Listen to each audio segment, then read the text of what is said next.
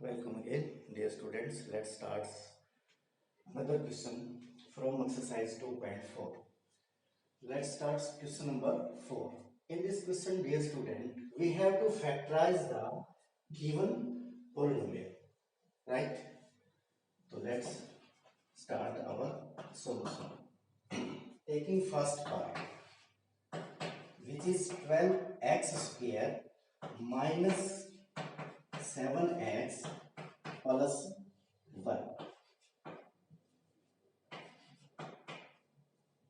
पहले बच्चों ये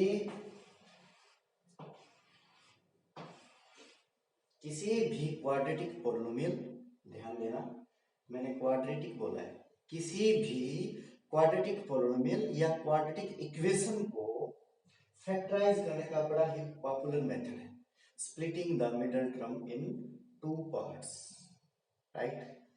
इसमें आपको बताना चाहूंगा ये हमारी फर्स्ट टर्म और ये अपनी मिडल टर्म, इसको मैं एन से डिनोट कर देता हूं, और ये अपनी जो है लास्ट टर्म है। फर्स्ट टर्म, मिडल टर्म और लास्ट टर्म।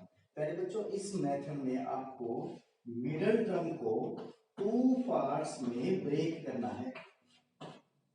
फैक्टराइज करने के लिए मिडल टर्म को टू पार्ट्स में ब्रेक करना है।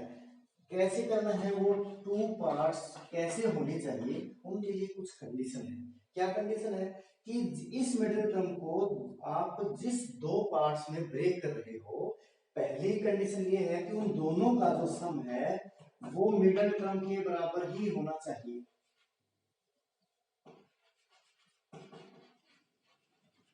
ठीक है, वो दोनों का जो सम है वो मिडिल टर्म के बराबर ही होना चाहिए, और उन दोनों की जो प्रोडक्ट है वो क्या है बच्चों, first term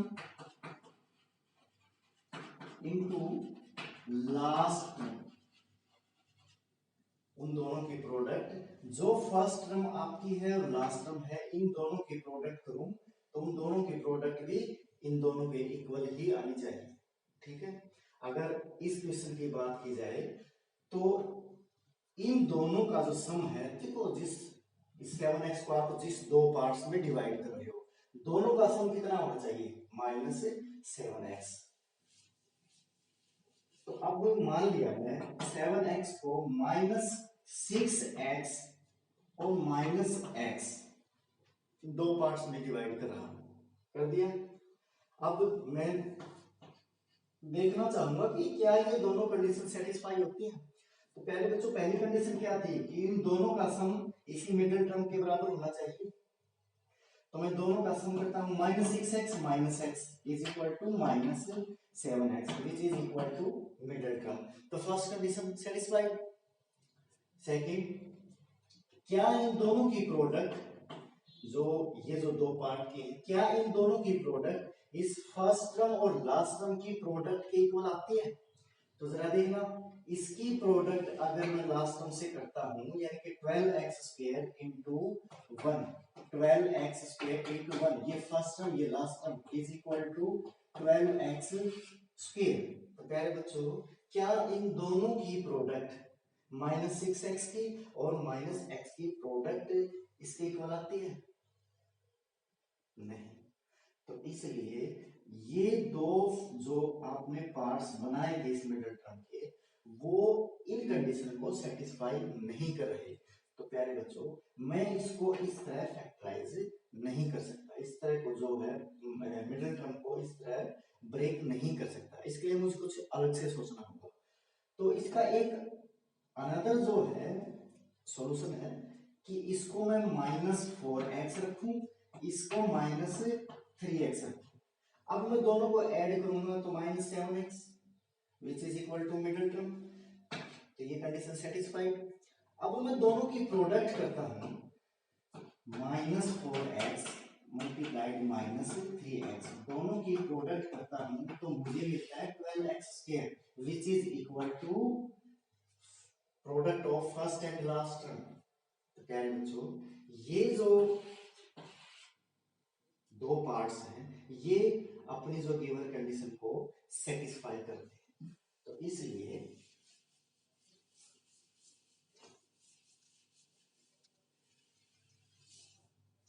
taking first part 12x square minus 7x plus 1। प्यारे बच्चों 7x को आपने ब्रेक कर दिया दो टर्म्स में, माइनस 4x और माइनस 3x प्लस 1। ठीक है, अब इन दोनों का एक पेयर बना लीजिए, इन दोनों का एक पेयर बना लीजिए। ये कोई जरूरी नहीं है कि मैंने 4x को पहले लिख दिया और माइनस 3x को बाद में लिख दिया। आप चाहो तो माइनस 3x को पहले लिख सकते हो और 4x को माइनस 4x को बाद में लिख सकते हो। ठीक है, अब यहां से क्या कॉमन आ सकता है? 4x। अगर मैं यहां से 4x कॉमन लूं, ये 3x और माइनस 1। प्यारे बच्चों अब इनमें से मुझे वही एक ऐसी टर्म्स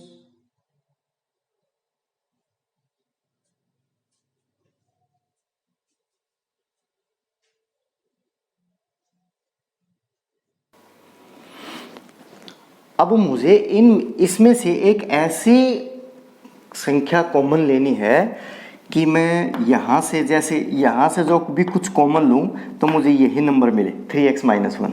तो यहाँ से प्यारे बच्चों मैं माइनस 1 कॉमन लेता हूँ तो मुझे यहाँ पे मिल जाएगा 3x माइनस 1। ध्यान रहे कॉमन लेते वक्त आपको ये ध्यान रखना है कि ये वाली टर्म और ये वाली टर्म, यानी कि कॉमन लेने के बाद जो नंबर ब्रैकेट के अंदर जो रहता है वो दोनों में सेम होना चाहिए। उसी सेम नंबर को मैं कॉमन ले लूँगा 3x माइनस 1 और यहाँ पे हो जाएगा 4x minus 1, right, which is our required factors.